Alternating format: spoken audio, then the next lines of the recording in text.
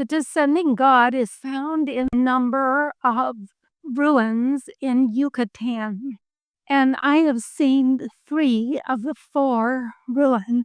They are in Chichen Itza, which is one I haven't seen. They're in Coba. I've seen that one. There's another one in Tulum. And then there is a ruin that hardly anyone's heard of or gone to called Sayil. And I've been to that one.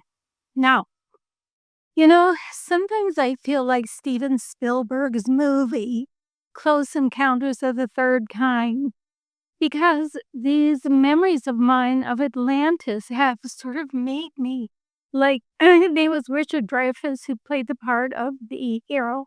He was just so obsessed with making a sculpture of what he'd seen and where he was to meet, in this case, the extraterrestrials. And in my hypnosis sessions, I did have memories of having been an extraterrestrial. And when I came to Earth, I was a light being. I wasn't a human shape that glowed. I was actually a round light being.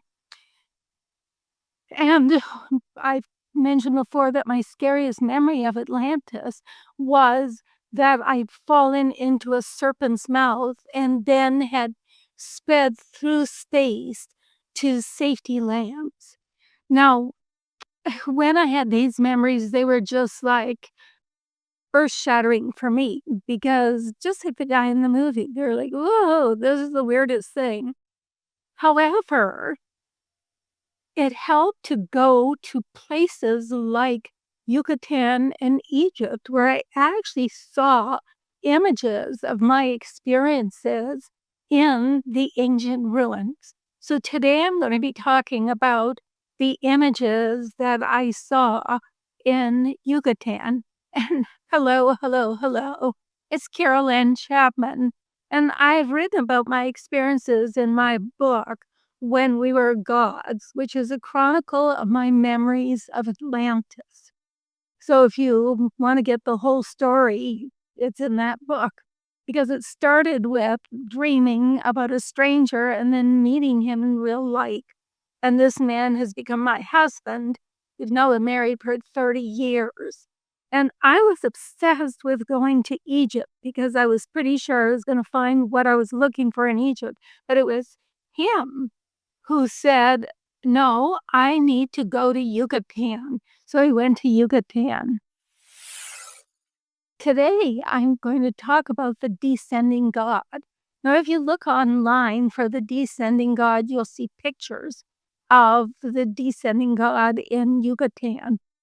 And it's a picture of a man. His legs are splayed out to the side like this, and he's upside down. So his head is down here. This picture of the descending god is on the thumbnail for this video. Now, when I saw the descending god in Tulum, I found that this descending god, who is falling head first into an open doorway. An open doorway. So even though you see the image online, if you were going to go and look it up now, you would just see a picture of this man going headlong down with his legs splayed apart and his head down. But if you see it in real life, as I have, he's going headlong into an opening.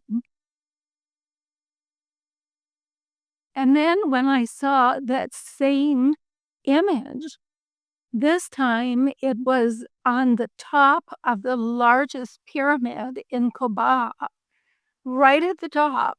So this is, as far as you can get into space or heaven, there is this little building. And on top is one of these descending gods, a man headlong into, because it's a little building on top of the pyramid, it's into an open doorway.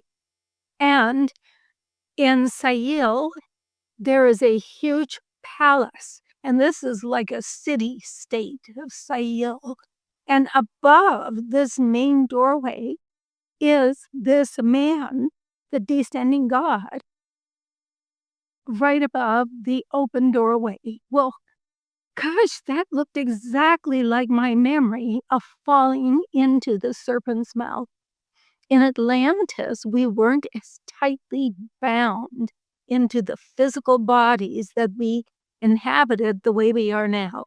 Now, to leave the body, you die.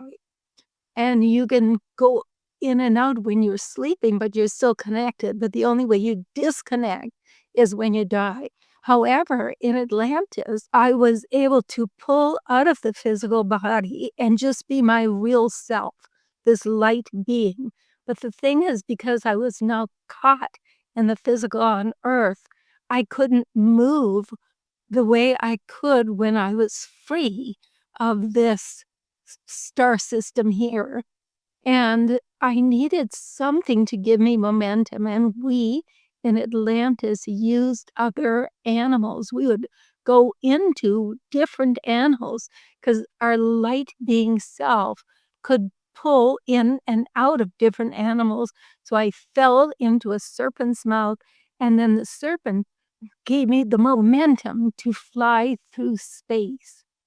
That doorway represents the open mouth of the serpent, and the descending God is falling into that open mouth.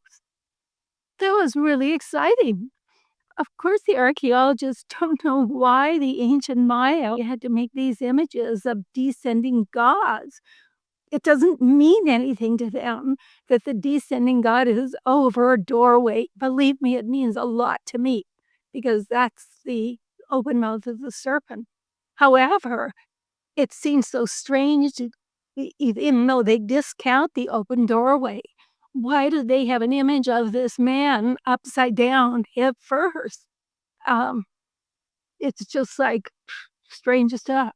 And my assumption is that Atlanteans traveled to Yucatan because think there's the Atlantic Ocean in the middle. So here's where Atlantis is. So it makes sense that Atlanteans would have traveled to Yucatan. So one side, so that's Kukulkan, the feathered serpent, and the serpent with the wings, and Egypt is on the other. I am going to be continuing with this series on evidence of Atlantis and ancient ruins. And next, we're going to Egypt. I did end up going to Egypt, and I found amazing things in Egypt. So I will be sharing that with you then. So it's been great talking with you today. And if you got value from this, please give a like. And I have more videos on these topics. So if you're interested, please subscribe. And well, this was wonderful. See you next time. Toodaloo. Bye-bye.